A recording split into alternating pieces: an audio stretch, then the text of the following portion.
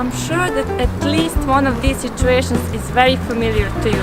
Whether we talk about stress, bad time management, lack of spirituality, consequences of eating very unhealthy food, or just disorganized life, admit it, you experienced one of these situations at least once in your lifetime.